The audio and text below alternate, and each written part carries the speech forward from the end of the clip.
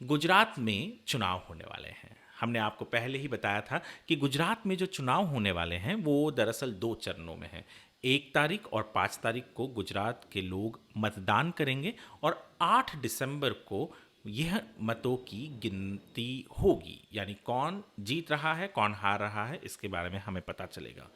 पर इससे पहले कि कुछ आगे चुनाव बढ़े, एक रिपोर्ट आई है एडीआर की। और ये रिपोर्ट है 2004 से लेकर अब तक गुजरात से जो एमपी और एमएलए चुने गए हैं। ये एमपीज जो पार्लियामेंट में जाते हैं और एमएलएज वहाँ की स्टेट असेंबली में।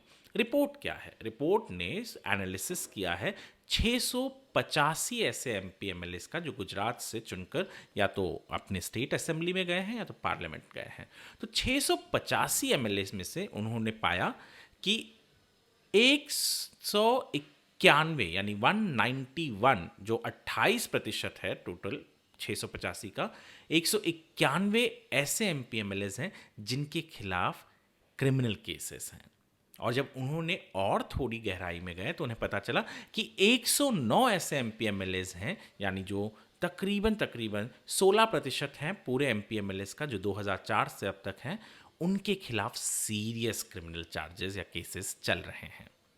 इसके अलावा जब इनके एसेट के बारे में बात की गई तो ये पाया गया कि आम तौर पर जो 685 एमपी एमएलएज हैं उनका औसतन यानी एवरेज एसेट 5.99 करोड़ रुपए है, यानी तकरीबन तकरीबन 6 करोड़ रुपए।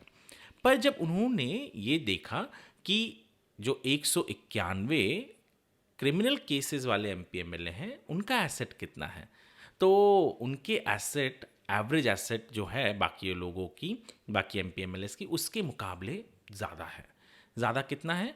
8 करोड़ के ऊपर, 8.9 करोड़ के ऊपर, यानी ऑलमोस्ट 9 करोड़ रुपए इनका एवरेज एसेट है, जो ये 191 यानी 191 एमपी एमएलएस जिनके खिलाफ क्रिमिनल केसेस हैं।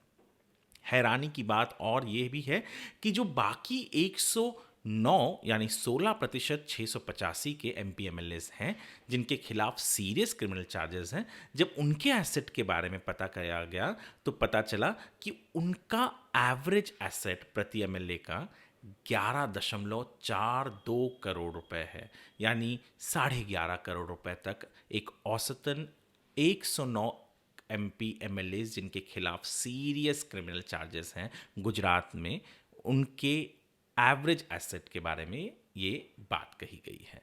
गुजरात में चुनाव होने वाले हैं, मैंने पहले ही आपको बताया। फिलहाल वहाँ भारतीय जनता पार्टी ये राज कर रही है पिछले 23 सालों से।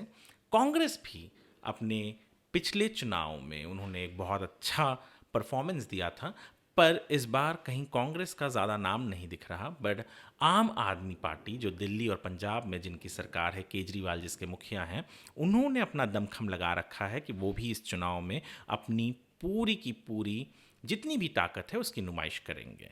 देखने की बात होगी कि 8 दिसंबर को कौन सी पार्टी जीतती है।